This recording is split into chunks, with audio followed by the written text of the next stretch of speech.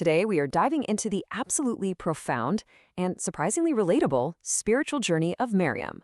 We're going to discover how some very ancient lessons on solitude, patience, and silence actually offer immense, highly practical strength for modern women today. We'll be drawing directly from some incredibly rich theological reflections on her life to uncover what is basically a complete toolkit for spiritual resilience. Okay, let's jump right into this at a moment of severe emotional and physical anguish. Just imagine her saying, "I wish I had died before this," and was completely forgotten. This is Maryam, entirely alone, gripping a palm tree in the absolute peak of labor pains. Starting here instantly reminds us of a crucial truth. Even the most pious, spiritually elevated women experience very real, agonizing pain. Being close to the divine, well, it doesn't just automatically grant you immunity from hardship. So, to map this out, her remarkable journey unfolds in 4 key stages. We'll look at her mother's vow before she was even born, her isolated youth in the sanctuary, the grueling realities of that miraculous pregnancy, and finally, her stunningly silent defense. Let's start with her foundation of purity, which amazingly begins before Maryam even took her first breath. It all started when her mother, the wife of Imran, made an incredible vow to Allah. She dedicated her unborn child entirely to a higher purpose, promising that the child in her womb would be completely freed from worldly affairs and dedicated solely to worship. And this brilliantly illustrates a profound paradigm shift. You see, human society at that time placed very specific values on gender. They fully expected male child to be the one to serve in the sanctuary. But when she delivered a girl, Allah's divine and beautiful acceptance completely challenged those human norms. The texts remind us that the male is not like the female, which perfectly elevates the female spirit and shows us that her gender was precisely part of the divine plan all along. So her mother named her Maryam, a name deeply rooted in Arabic, meaning beloved worshiper. Naming her this wasn't just a label, it really secured her identity. Her mother actually sought divine protection for her and her future offspring from Satan from her very first breath. It proves a really powerful point for us today, which is that the deep, sincere intentions we set for our kids and the actual identities we give them matter deeply. This incredibly strong foundation naturally led to Maryam's crucial withdrawal.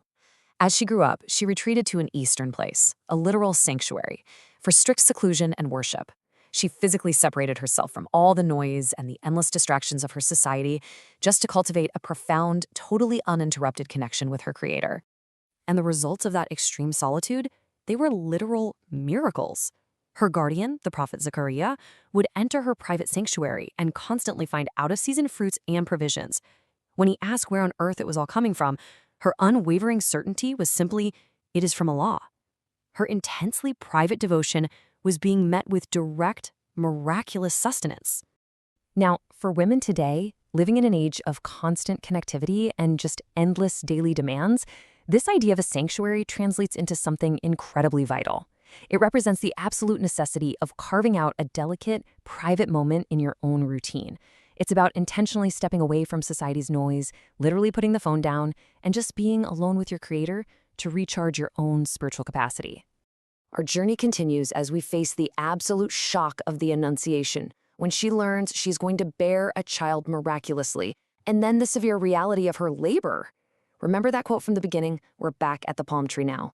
This part of the story shows us that being chosen and purified does not mean you're going to bypass difficult trials. The emotional pain, the sheer terror of what people were going to say, the physical agony, it was all terrifyingly real for her.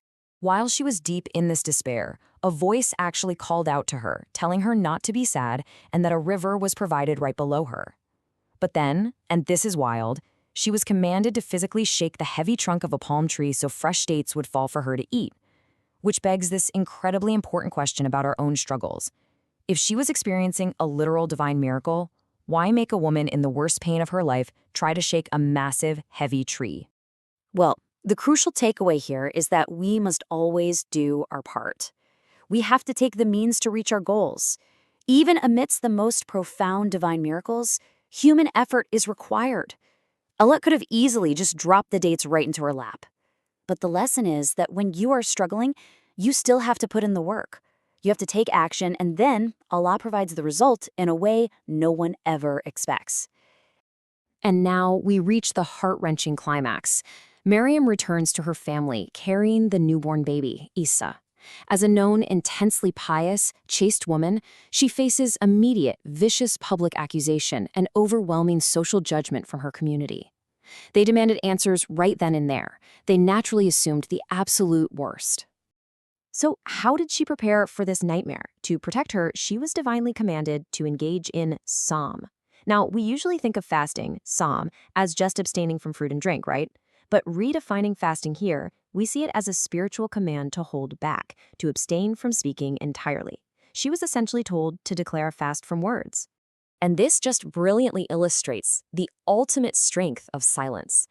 Think about it. The natural human response when you are falsely accused is to panic, to argue, to scream your innocence and defend yourself endlessly.